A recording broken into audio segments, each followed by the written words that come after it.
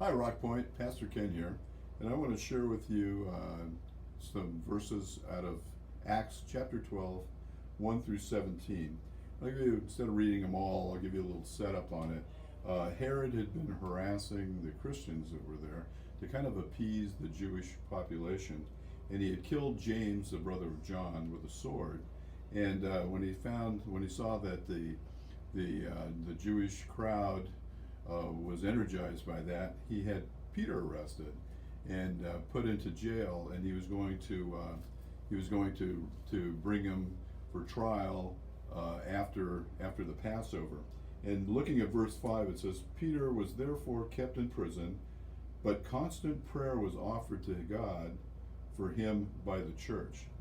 And we'll come back to that verse later, but what happened was, well, and many of you might know this story, but while he was in jail, an angel of the Lord came and woke him up and said, you got to follow me out of here real quick. And the chains dropped from his hands. He was chained between two guards. He actually had 4 squads of guards watching him. And they walked out of the prison and no one saw him. And Peter didn't know. He goes, is this a vision or am I dreaming? And he walked outside and the angel departed, and he figured out, hey, this was God's will that I be released. So in verse 12 it says, so when he considered this, that he wasn't dreaming, he came to the house of Mary, the mother of John, whose surname was Mark, and where many were gathered together praying. Again, remember it said that the Christians were all praying for him while he was in prison. And sometimes I find the Bible humorous. I know people might not, but I think there's humorous moments in the Bible, and I think this is one of them. So when she recognized, as Peter knocked on the door of the gate, a girl answered, named Rhoda answered. And when she recognized Peter's voice, because of her gladness, she did not open the gate, but ran in and announced that Peter stood before them at the gate. But they said to her, you are beside yourself. Yet so she kept insisting that it was so. So they said, it is his angel. Now Peter continued knocking, and when they opened the door, they saw him and they were astonished. I find this humorous because they had just been praying for Peter while he was in jail, and Peter's out there released, knocking on the door, probably looking over his shoulder the whole time saying, hey, let me in because the guards are going to be coming after me pretty soon because I've escaped. And when they opened the door and saw him, they were astonished. And I started thinking about this.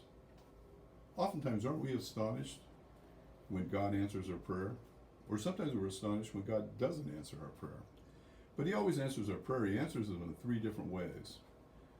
Yes, no, or not now. And I think it's the not now is the hardest for us to be able to handle. And I started thinking, why is that so hard? And it's maybe because of the age of Amazon. We like one-day delivery on everything. I mean, if we have to wait 24 hours, God forbid 48, it's a little too long. So we wanted the answers, and I thought, why is it so important? And I thought about it, and I thought about myself and my prayer life sometimes, and it's because, what am I praying for? I'm praying for my will to be done, for my wants to be taken care of. And then I started thinking about when the apostles asked Jesus, how do we pray? What's the prayer he gave to him? The Our Father, who art in heaven, hallowed be thy name. Thy kingdom come, thy will be done on earth as it is in heaven. So when we pray, are we praying for our will to be done, or are we praying for God's will to be done? It makes a difference, I think, on how timely God answers us. God will grant his will to be done in using us as vessels. But if it's our will to be done, maybe we'll get that not yet, or maybe we'll get that no.